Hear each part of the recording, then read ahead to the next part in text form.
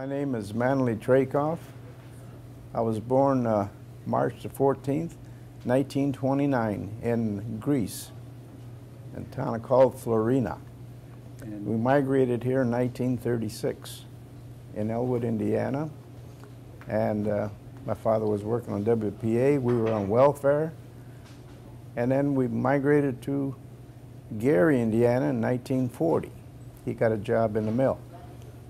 And actually I went to school in Emerson High School and Frobo High School. I graduated from Emerson. Then I went to work in the mill and was going to Indiana University night school.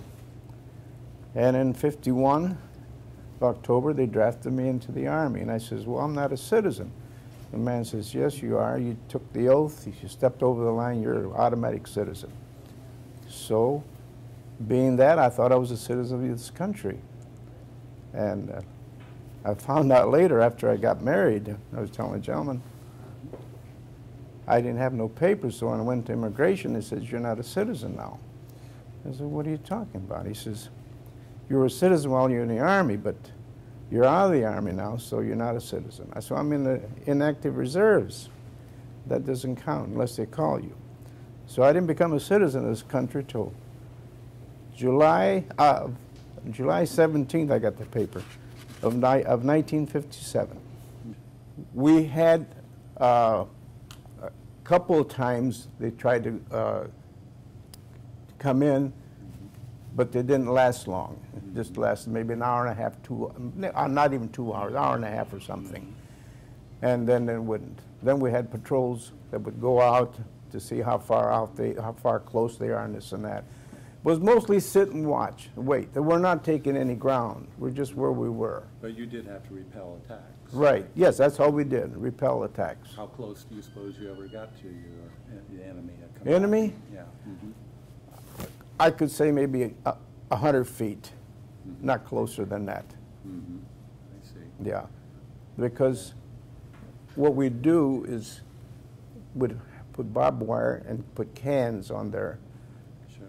So when they come, when anyone would come, they'd make noise, and that way you could see better. I see. But that's, not hand to hand.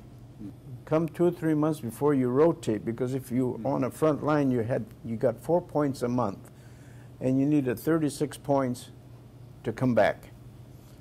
So if you're on the front line, it took you a year to come back. You get 4 points a month. And so when the time came through, 2 or 3 months to come back, they would always want to take that hill, number 75 something or so. And the guy would say, why should we take it and give it back?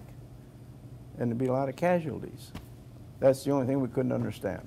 I'd like to hear him say it's not the forgotten war, because there was 40-some thousand got killed in 3 years. It started in 50, ended in 53, and it was 40-some thousand got killed. Whereas in Iraq, we were there for 10 years, but only, God forbid, I mean, that's a lot too. 4,000 something got killed, but there's more publicity and everything for those vets than there are for ours.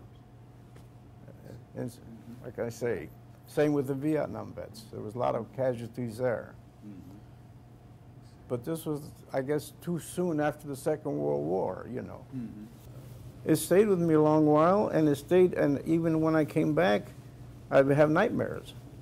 And I still have not nightmares, but I still sometimes wake up and I think I'm going to Korea again. I said, I don't want to go, you know, and I wake up and say, hell, I'm 84 years old now. I'm going to be 85.